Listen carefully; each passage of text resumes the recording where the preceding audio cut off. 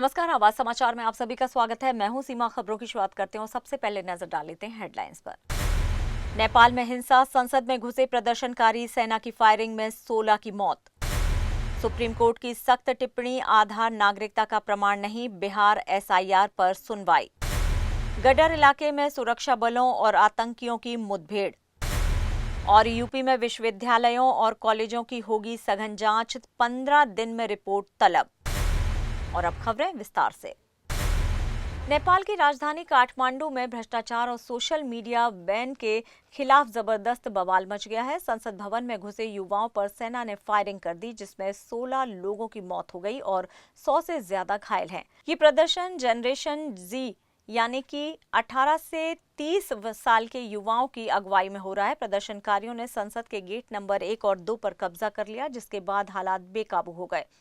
सरकार ने संसद, राष्ट्रपति, प्रधानमंत्री आवास के पास कर्फ्यू लगा दिया है। साथ ही उपद्रवियों को देखते हुए गोली मारने के आदेश जारी कर दिए हैं। नेपाल सरकार ने 3 सितंबर को फेसबुक, इंस्टाग्राम और यूट्यूब जैसे 26 सोशल मीडिया प्लेटफॉर्म्स पर बैन लगाया था। इसी फैसले के खिलाफ युवाओं का गुस्सा फूट पड़ा है।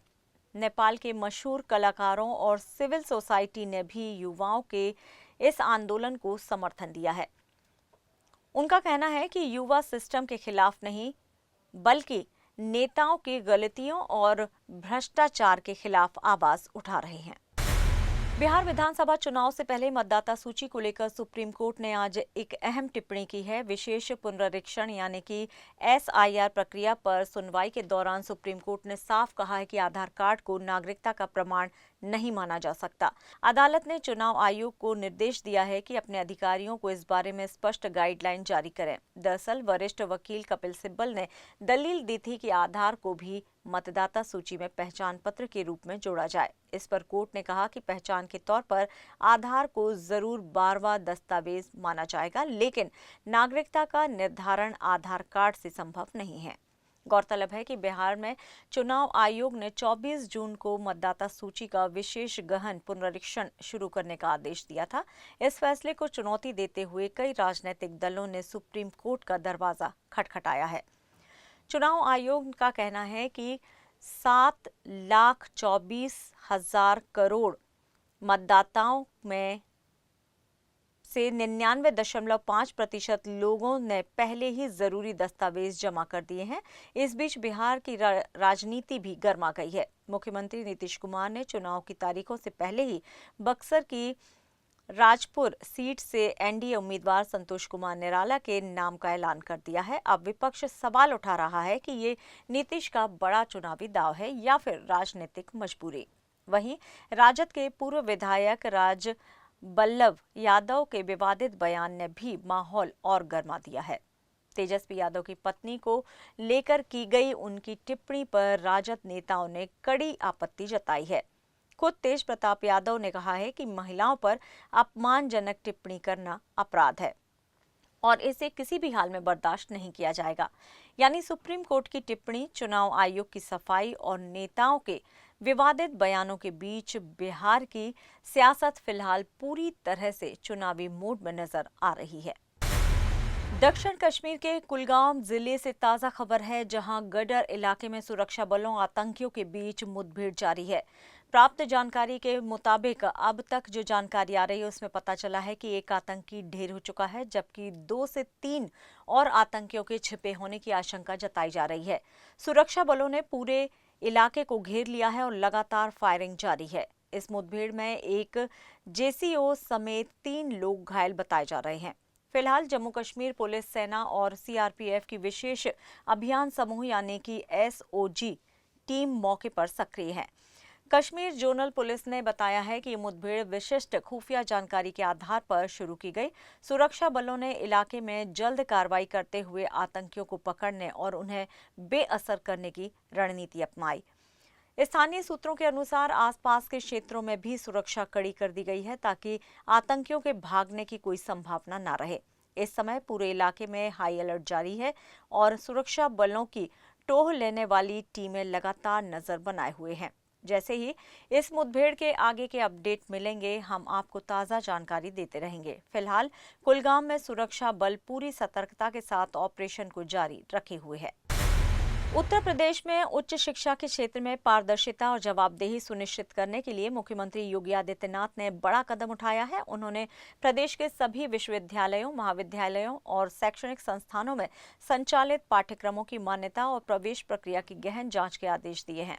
इसके लिए हर मंडल में विशेष जांच टीम भी गठित की जाएगी, जिसमें वरिष्ठ प्रशासनिक अधिकारी, पुलिस विभाग का अधिकारी और शिक्षा विभाग का अधिकारी शामिल होगा।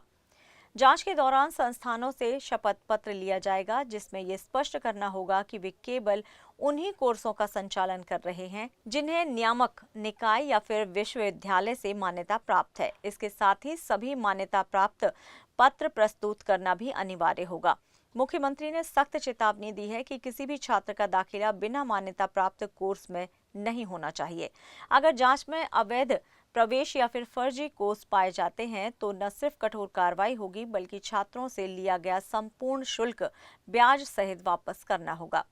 15 दिनों के भीतर शासन को जांच रिपोर्ट सौंपने के निर्देश दिए गए हैं। मुख्यमंत्री ने अधिकारियों को स्पष्ट कर दिया है कि ये प्रक्रिया केवल औपचारिकता नहीं है, बल्कि छात्रों के भविष्य और शिक्षा की गुणवत्ता से जुड़ा अत्यंत संवेदनशील मुद्दा है, जिस पर किसी भी स्तर पर लापरवाही बर्दाश्त नहीं की जाएगी। यूपी के गाजीपुर से एक हैरान कर देने वाली खबर सामने आई है। जमीन संदल गांव में अशोक विंद ने अपनी पत्नी रेखा की शादी उसके प्रेमी सागर के साथ करवा दी। ये घटना इलाके में चर्चा का विषय बन गई है। उनका एक बेटा 5 साल का और एक बेटी 3 साल की है। बीते कई महीनों से रेखा का संबंध उसी गांव के सागर बिंद से चल रहा था। जब ये मामला पति अशोक को पता चला तो उन्होंने कई बार पत्नी को समझाने की कोशिश की, लेकिन रेखा पर किसी तरह का असर नहीं पड़ रहा था। अशोक ने प्रेमी सागर से बात की, लेकिन परिणाम वही रहा। फिर 25 अगस्त को रेखा अपने प्रेमी के साथ घर छोड़कर फरार हो गई। इस घटना ने अशोक को मजबूर कर दिया। थक हार कर और कई बार प्रयासों के बाद उन्होंने परिवार और परिजनों से चर्चा कर एक बड़ा और अनोखा फैसला लिया। अशोक ने अपनी पत्नी रेखा की शादी उसके प्रेमी सागर से करवा दी। इस दौरान पत्नी ने लिखित में अपनी सहमति भी दी, जिसमें उन्होंने साफ लिखा कि वो अब अपने पति के साथ नहीं रहेंगी और सागर के साथ ही अपना जीवन बिताएंगी। साथ ही उन्होंने कहा है कि दोनों बच्चे अब उनके पति अशोक के पास ही रहेंगे। अशोक ने इस अवसर पर कहा कि पत्नी की जिम्मेदारी वो खुद उठाएंगे। उन्होंने स्पष्ट किया कि उनका मकसद पत्नी को जबरदस्ती रोकना नहीं था, बल्कि खुद को और बच्चों को किसी अनहोनी से बचाना था। अशोक ने यह भी कहा कि उन्होंने ये कदम इसलिए उठाया है क्योंकि वो नहीं चाहते थे कि उनकी जिंदगी नीले ड्रम जैसी परिस्थिति में फंसे। इस अनोखी घटना ने पूरे गांव को हैरान कर दिया है। लोग इस फैसले पर तरह तरह की बातें कर रहे हैं। कुछ इसे साहसिक कदम मान रहे हैं तो कुछ इसे अनोखा और असामान्य निर्णय बता रहे हैं। यूपी के गाजीपुर से यह खबर इस बात की याद दिलाती है कि कभी-कभी जीवन में फैसले सोच समझकर मजबूरी और परिस्थिति के दबाव में लेने पड़ते हैं। और इस बार एक पति ने अपने बच्चों के भविष्य और सुरक्षा को सबसे अहम मानते हुए ये निर्णय लिया। खबरों में यहाँ लेंगे एक छोटा सा ब्रेक। आप बने रहिए आवाज समाचार के साथ।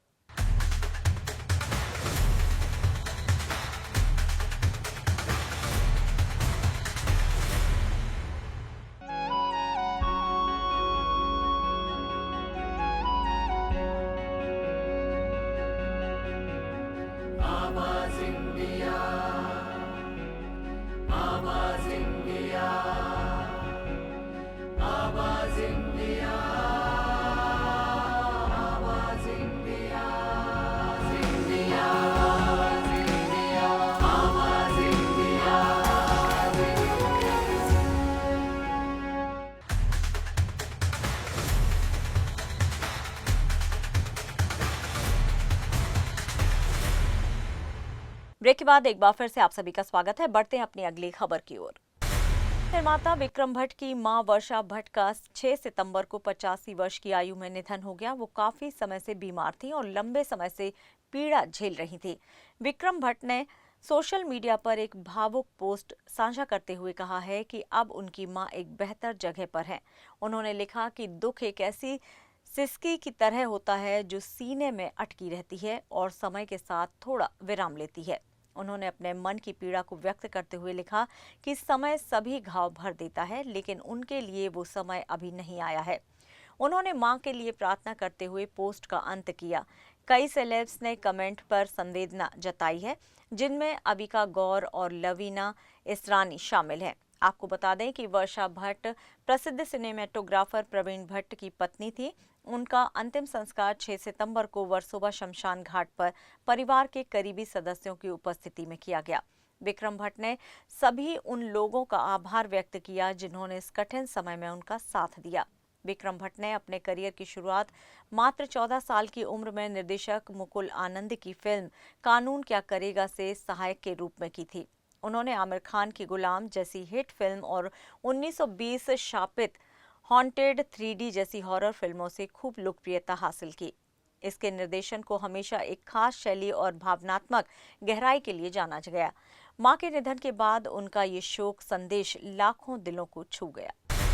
इजराइल की राजधानी यरूशलेम में सोमवार सुबह बड़ा आतंकी हमला हुआ है। रमोज जंक्शन पर बने एक बस स्टॉप पर आतंकियों ने अंधाधुंध फायरिंग कर दी। इस हमले में 5 लोगों की मौके पर ही मौत हो गई, जबकि 11 लोग घायल हैं, जिनमें से कुछ की हालत गंभीर बताई जा रही है। जैसे ही गोलीबारी की खबर मिली, IDF सैनिक और वहां मौजूद एक सशस्त्र नागरिक ने मोर्चा संभाल लिया और हमलावर को मार गिराया। अचानक हुए इस हमले से पूरे इलाके में भगदड़ मच गई। राहत कर्मियों ने तुरंत घायलों को अस्पताल पहुंचाया। पुलिस और सुरक्षा बलों ने पूरे क्षेत्र को सील कर दिया और भारी फोर्स तैनात कर दी गई। मौके पर पहुंचे राहत कर्मी और चश्मदीदों ने बताया कि सड़क पर हर तरफ अफरा तफरी थी।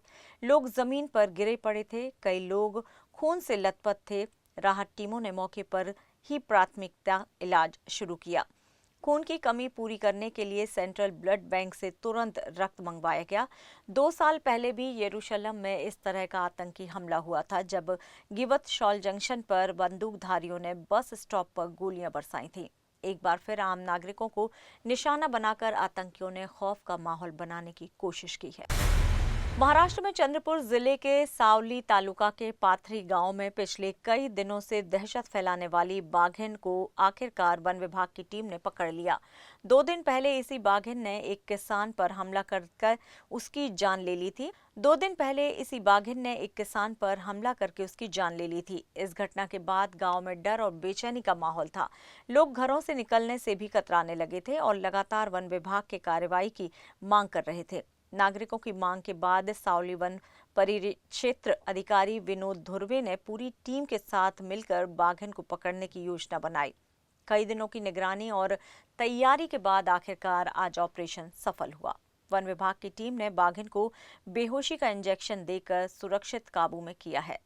गांव में अब राहत का माहौल है और लोग चैन की सांस ले रहे हैं। वन विभाग का कहना है कि बाघिन को सुरक्षित स्थान पर ले जाकर उसकी निगरानी की जाएगी।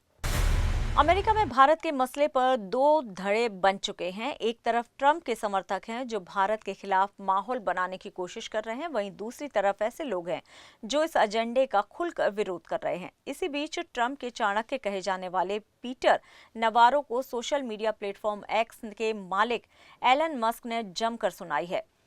Story package line Peter Navarro ने एक्स पर कम्युनिटी नोट्स को लेकर सवाल उठाए थे, लेकिन मस्क ने पलटवार करते हुए साफ कर दिया है कि एक्स पर कोई भी सूचना लोगों से छिपाई नहीं जाती।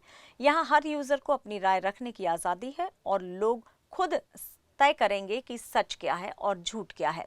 मस्क ने यह भी कहा है कि प्लेटफॉर्म पर मौजूद हर कम्युनिटी नोट का फैक्ट चेक गोर्क AI के जरिए होता। मस्क ने यह भी कहा है कि प्लेटफॉर्म पर मौजूद हर कम्युनिटी नोट का फैक्ट चेक गोर्क AI के जरिए होता है, यानी बिना सबूत और प्रोपोगंडा चलाना अब किसी के लिए आसान नहीं होगा। इतना ही नहीं, मस्क यही नहीं रुके, उन्होंने अमेरिकी मेनस्ट्रीम मीडिया को भी कटघरे में खड़ा कर दिया है। मस्क ने कहा है कि ये संस्थान अब भरोसे के काबिल नहीं है, अक्सर झूठी खबरें चलाते हैं और उन मुद्दों को नजरअंदाज कर देते हैं जो उनकी तयशुदा कहानी में फिट नहीं बैठते। यानी साफ है, ट्रंप कैंप के भारत विरोधी एजेंडे को मस्क ने सीधे सीधे चुनौती दी है। उन्होंने नवारो को भी आईना दिखा दिया है और अमेरिकी मीडिया को भी सीख दे दी। अब देखना यह होगा कि क्या मस्क की ये कड़ी प्रतिक्रिया अमेरिकी राजनीति में भारत को लेकर चल रही खींचतान को और तेज कर देगी। केंद्र सरकार द्वारा की गई जीएसटी दरों में कटौती को लेकर भाजपा प्रवक्ता जफर इस्लाम ने आज प्रदेश कार्यालय में प्रेस कॉन्फ्रेंस के जरिए सरकार का पक्ष रखा। जफर इस्लाम ने कहा है कि इससे देश की अर्थव्यवस्था को नई गति मिलेगी। वहीं इन सुधारों से आम जनता और मध्यम वर्ग को राहत मिलेगी, व्यापारियों को लाभ होगा और नए रोजगार भी पैदा होंगे। उन्होंने दावा किया कि मोदी सरकार विकास की राजनीति करती रहेगी। वहीं कांग्रेस पर निशाना साधते हुए कहा कि कांग्रेस हर मुद्दे को राजनीतिक रंग देने की कोशिश करती रहती है। पत्रकारों का स्वागत है इस प्रेस कॉन्फ्रेंस में। आज मैं मुंबई में बैठा हूं, जो कैपिटल है। देश की ग्रोथ स्टोरी जो है इसी शहर से लिखी जाती है। इस देश की जो ग्रोथ की स्टोरी जो है, दिशा देने का काम ये सिटी करती है। ये फाइनेंशियल हब है जहां स्टॉक मार्केट है और स्टॉक एक्सचेंज जो है वो एक उसकी धड़कन जो है पूरे देश के इकोनॉमी के बारे में सिग्नल देती है। और आज आप लोगों के साथ प्रेस में बैठा हूं कुछ ऐसे महत्वपूर्ण सब्जेक्ट के साथ जो पिछले दिनों आप सभी लोगों को मालूम होगा कि आदरणीय प्रधानमंत्री जी की अगुवाई में एक बहुत बड़ा फैसला जो सरकार ने लिया है वो है जीएसटी 2.0। उसमें रिफॉर्म्स जो किया है, रैशनलाइजेशन किया है। It's a massive decision taken by the government under the leadership of the honourable prime minister. हमें मालूम है कि हमने वो समय भी देखा है जब कांग्रेस की सरकार थी, जब 2014 में हमने इनहेरिट किया एक ऐसी इकोनॉमी की जो फ्रेजाइल इकोनॉमी थी, जिसका ग्रोथ 4% था, मैक्रो स्टेबिलिटी नहीं थी, मैक्रो इकोनॉमिक पैरामीटर्स जो है वो बहुत ही खराब दिखते थे, पॉलिसी पैरालिसिस थी, करप्शन हर जगह था और इन्फ्लेशन जो है आसमान छूता था, डबल डिजिट तक हो चुका था। और उस समय जो टैक्स के तरीके कलेक्ट करने के थे वो बहुत ही कॉम्प्लिकेटेड थे, उसमें करप्शन बहुत है। जीएसटी 28 से घट के 18% हुआ, इसलिए कि उसमें बहुत दिनों से, और खुद राहुल गांधी का पुराना स्टेटमेंट देखिए, वो भी कहते थे कि भाई बीड़ी वर्करों को उनको आमदनी बढ़ाने के लिए उनके जीएसटी रेट को कट किया जाए। आदरणीय प्रधानमंत्री जी ने जो बीड़ी प्रोफेशन से जुड़े हुए हैं, उनकी जो उम्मीदें थी उस पर खरे उतरे हैं और उनके लिए जीएसटी रेट कम किया है। लेकिन उनकी मानसिकता है कि इस तरह के बात की बीड़ी को बिहार से इक्वेट कर दिया, ये उनकी मानसिकता दिखाते हैं और इसलिए बिहार की जनता उनसे बहुत नाराज है।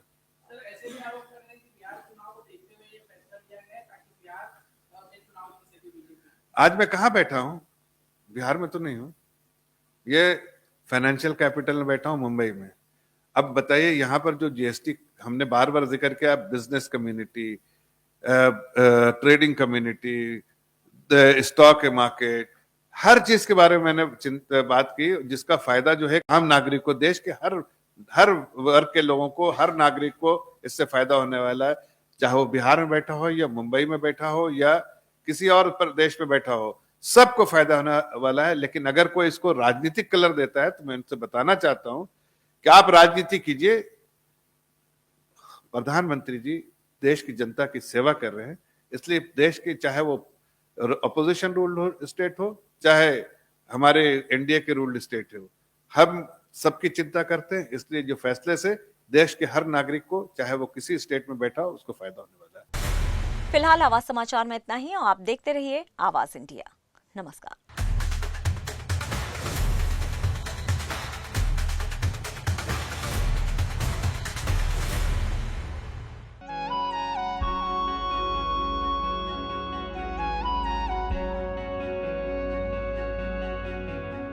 आवाज इंडिया।